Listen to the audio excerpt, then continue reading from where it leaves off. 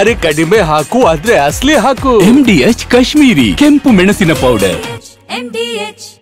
ರಾಜ್ಯದಲ್ಲಿ ಕಾಂಗ್ರೆಸ್ ಸರ್ಕಾರ ಅಸ್ತಿತ್ವಕ್ಕೆ ಬಂದಾಗಿನಿಂದ ಇರುವ ಚರ್ಚೆ ಅಂತ ಅಂದ್ರೆ ಅದು ಅಧಿಕಾರ ಹಸ್ತಾಂತರದ ಒಪ್ಪಂದದ ವಿಚಾರ.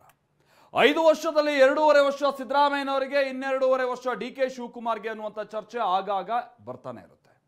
ಸದ್ಯ ಕೈಪಡೆಯಲ್ಲಿ ಭುಗಿಲೆದ್ದಿರುವಂಥ ನಾಯಕತ್ವ ಬದಲಾವಣೆ, ಸೆಪ್ಟೆಂಬರ್ ಕ್ರಾಂತಿಯ ಸುಳಿಯ ನಡುವೆ ಮತ್ತೆ ಈಗ ಒಪ್ಪಂದ ಒಡಂಬಡಿಕೆಯ ಮಾತು ಪ್ರಜ್ವಲಿಸೋದಕ್ಕೆ ಶುರುವಾಗ್ತಾ ಇದೆ. ಅದಕ್ಕೆ ಕಾರಣ ಇಬ್ಬರೂ ನಾಯಕರ ಬೆನ್ನಿಗೆ ಖುದ್ದು ಸ್ವಾಮೀಜಿಗಳು ಆಡ್ತಾ ಇರುವಂಥ ಮಾತು. ಹಾಗಾದ್ರೆ ಏನಿದು ಕೈ ಮನೆ ಒಡಂಬಡಿಕೆಯ ಒಳ ಆಟ? ತೋರಿಸ್ತೀವಿ ನೋಡಿ.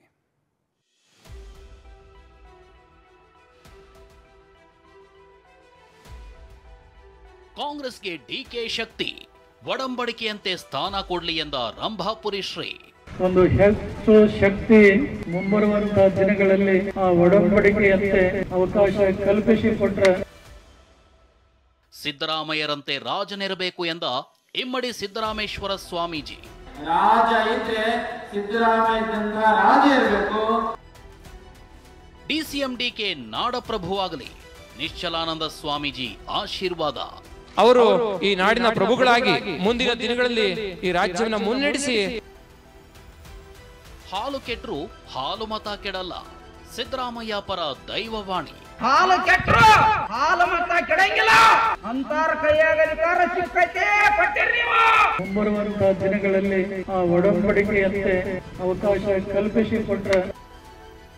ಒಬ್ಬ ಸ್ವಾಮೀಜಿ ಸಿದ್ದರಾಮಯ್ಯ ಪರ ಬ್ಯಾಟ್ ಬೀಸ್ತಿದ್ದಾರೆ, ಮತ್ತೊಬ್ಬ ಸ್ವಾಮೀಜಿ DCM DK ನಾಡಪ್ರಭುವಾಗಲಿ ಅಂತ ಪರೋಕ್ಷವಾಗಿ DKಗೆ CM ಸ್ಥಾನ ಸಿಗಲಿ ಅಂತಿದ್ದಾರೆ. ಮೊದಲೇ ಕೈಮನೆಯಲ್ಲಿ ಸೆಪ್ಟೆಂಬರ್ ಕ್ರಾಂತಿಯ ಮಾತಿನ ಕಿಚ್ಚು ಧಗಧಗಿಸ್ತಿರೋವಾಗಲೇ ರಾಜ್ಯಕ್ಕೆ 2ನೇ ಬಾರಿ ಸುರ್ಜೇವಾಲಾ ಆಗಮಿಸಿ ಶಾಸಕರು ಮತ್ತು ಸಚಿವರ ಜೊತೆ ಚರ್ಚೆ ಮಾಡ್ತಿರೋವಾಗಲೇ ಕೈಮನೆಯ ಅದಲು ಬದಲು ಆಟಕ್ಕೆ ರೋಚಕ ತಿರುವು ಸಿಕ್ಕಿದೆ. ಆ ತಿರುವೆ ಒಡಂಬಡಿಕೆಯ ಪ್ರಸ್ತಾಪ, ಒಪ್ಪಂದದ ಉಲ್ಲೇಖ. ಅದನಾಡಿದು ವೀರಶೈವ ಧರ್ಮದ ಪಂಚಪೀಠಗಳಲ್ಲಿ ಮೊದಲ ಪೀಠವಾದ ರಂಭಾಪುರಿ ಪೀಠದ ವೀರ ಸೋಮೇಶ್ವರ ಶ್ರೀ.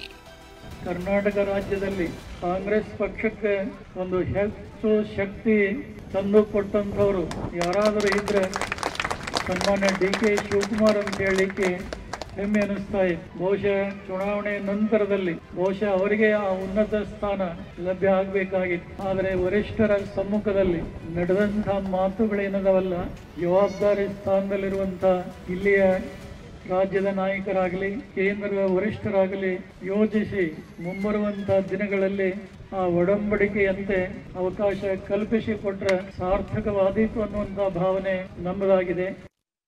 ಹೀಗೆ ನೆನೆ ಕನಕಪುರದ ಬಿಜ್ಜಹಳ್ಳಿಯಲ್ಲಿ ಸಿದ್ದರಾಮೇಶ್ವರ ಬೆಟ್ಟದ ಮೆಟ್ಟಿಲು ಪೂಜೆ ಕಾರ್ಯಕ್ರಮದಲ್ಲಿ ಭಾಗವಹಿಸಿದ್ದ DK ಎದುರಿನಲ್ಲೇ ರಂಭಾಪುರಿ ಶ್ರೀಗಳು DK CM ಗದ್ದುಗೆಯ ಮೆಟ್ಟಿಲೇರಲಿ ಅಂತ ಹಾರೈಸಿದ್ರು. ಅದಕ್ಕಿಂತ ಮುಖ್ಯವಾಗಿ ಹೈಕಮಾಂಡ್ ಮಟ್ಟದಲ್ಲಿ ನಡೆದಿದೆ ಎನ್ನಲಾದ ಅಧಿಕಾರ ಹಂಚಿಕೆಯ ಒಡಂಬಡಿಕೆಯ ಕುರಿತು ಪ್ರಸ್ತಾಪಿಸಿದ್ರು. ಆದ್ರೆ ಈ ಒಡಂಬಡಿಕೆಯ ಬಗ್ಗೆ ಪ್ರಶ್ನೆ ಮಾಡಿದ್ದಕ್ಕೆ DCM DK ಹೇಳಿದ್ದು, ಅದನ್ನ ಬಹಿರಂಗವಾಗಿ ಯಾಕೆ ಮಾತನಾಡ್ಲಿ, ನಾನುಂಟು ಪಕ್ಷ ಉಂಟು ಅಂತ ಹೇಳೋ ಮೂಲಕ ಚರ್ಚೆಗೆ ಹೊಸ ರೂಪ ಕೊಟ್ಟಿದ್ರು. ನಾನು ಯಾಕೆ ಮಾತಾಡಲಿ, ಅದನ್ನ ಪಬ್ಲಿಕ್ ಅಲ್ಲಿ ಮಾತಾಡೋದಲ್ಲ. ನಾನುಂಟು, ನಮ್ಮ ಪಕ್ಷ ಉಂಟು, ನಾವೆಲ್ಲ ಒಟ್ಟಿಗೆ ಪಕ್ಷದಲ್ಲಿ ಕೆಲಸ ಮಾಡ್ತೇವೆ.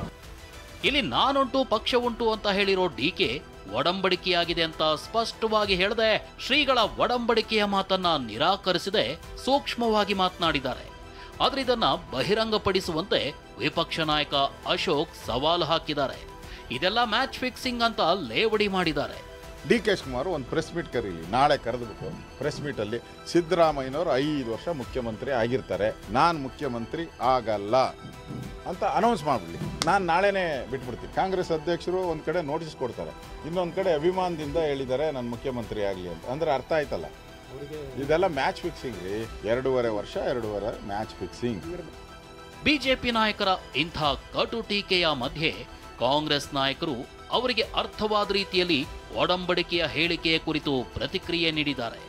ಹೈಕಮಾಂಡ್ ಅವರು ಮತ್ತು ಶಾಸಕರ ಹೆಚ್ಚಿನ ಶಾಸಕರ ಒಂದು ಅಭಿಪ್ರಾಯದ ಮೇರೆಗೆ ಮುಖ್ಯಮಂತ್ರಿಗಳನ್ನ ಆಗಿ ಸಿದ್ದರಾಮಯ್ಯವ್ರನ್ನ ಮಾಡಿದ್ದಾರೆ. ಸೊ ಇವಾಗ ಅವ್ರನ್ನ ಬದಲಾವಣೆ ಮಾಡುವಂಥ ಪ್ರಶ್ನೆ ಇಲ್ಲ ಅಂತ ಹೈಕಮಾಂಡ್ ಹೇಳಿದ್ದಾರೆ. ಸೊ ಹಾಗಾಗಿ ಬೇರೆ ಯಾರು ಅದ್ರ ಬಗ್ಗೆ ಕಾಮೆಂಟ್ ಮಾಡುವಂಥ ಅಗತ್ಯ. ಅವರ ಅಭಿಪ್ರಾಯ ಹೇಳಿದ್ರು.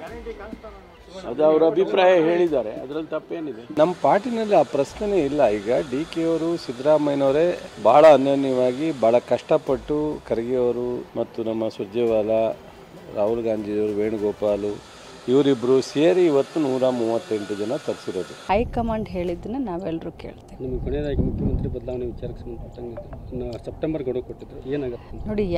ಯಾರಿಗೆ ಯಾವಾಗ ಗಡುವು ಕೊಟ್ಟಿದ್ದಾರೆ ಅನ್ನೋದಂತೂ ನಮಗೆ ಗೊತ್ತಿಲ್ಲ.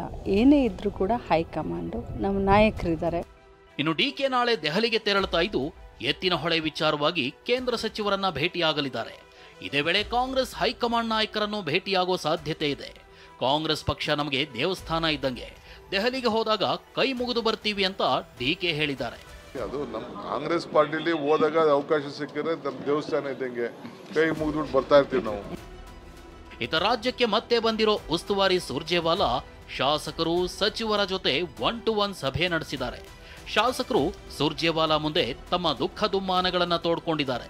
ಇಷ್ಟೆಲ್ಲಾ ನಡೀತಿರೋವಾಗಲೇ ಗದಗ ಜಿಲ್ಲೆ ರೋಣ ತಾಲೂಕಿನ ಕೌಜಿಗೇರಿ ಗ್ರಾಮದಲ್ಲಿ ಮೊಹರಂ ಆಚರಣೆ ವೇಳೆ ಅಲಿದೇವರು ಸಿದ್ದರಾಮಯ್ಯ ಪರ ದೈವವಾಣಿ ಹೇಳಿದೆ. ಹಾಲು ಕೆಟ್ಟರೂ ಹಾಲು ಮತ ಕೆಡಂಗಿಲ್ಲ. ಹಾಲು ಮತದವರ ಕೈಯಲ್ಲಿ ಅಧಿಕಾರವನ್ನ ಕೊಟ್ಟಿದ್ದೀರಿ, ಅದನ್ನ ಬದಲಿಸೋದು ಸುಲಭವಲ್ಲ, ಬಹಳ ಕಠಿಣ ಇದೆ ಅಂತ ದೈವವಾಣಿ ನುಡಿದಿದೆ. ಹಾಲು ಕೆಟ್ಟರು ಹಾಲು ಮತ ಕೆಡಂಗಿಲ್ಲ, ಅಂತಾರ ಕೈಯಾಗ ಅಧಿಕಾರ ಸಿಕ್ಕೈತಿ, ಕೊಟ್ಟಿರಿ ನೀವು, ಅದನ್ನ ಬದಲಿ ಮಾಡೋದು ಅಷ್ಟು ಸುಲಭ ಅಲ್ಲ, ಬಹಳ ಕಠಿಣ ಐತಿ. ಅವ್ರಾಗ್ಲೇ ವಾಲ್ಯ ಅಂತ ಬಿಟ್ರ ಇನ್ನೊಬ್ಬರಿಗೆ ಅಧಿಕಾರ ಹೊಕ್ಕೈತಿ. ಹೀಗೆ ಕಾಂಗ್ರೆಸ್ ಪಾಳೆಯದಲ್ಲಿ ನಡೀತಿರೋ ಸಿಎಂ ಬದಲಾವಣೆ ಚರ್ಚೆಗೆ ಹೊಸ ರೂಪ ಸಿಕ್ಕಿದೆ. ಧಾರ್ಮಿಕ ಮುಖಂಡರು, ಸ್ವಾಮೀಜಿಗಳು ರಾಜಕೀಯ ಹೇಳಿಕೆಗೆ ತುಪ್ಪ ಸುರಿತಾ ಇದ್ದು ಬದಲಾವಣೆಯ ಗೊಂದಲ ಮತ್ತಷ್ಟು ತಾರಕಕ್ಕೇರಬಹುದು. ಪ್ರಸನ್ನ ಗಾಂವ್ಕರ್, TV9 ಬೆಂಗಳೂರು.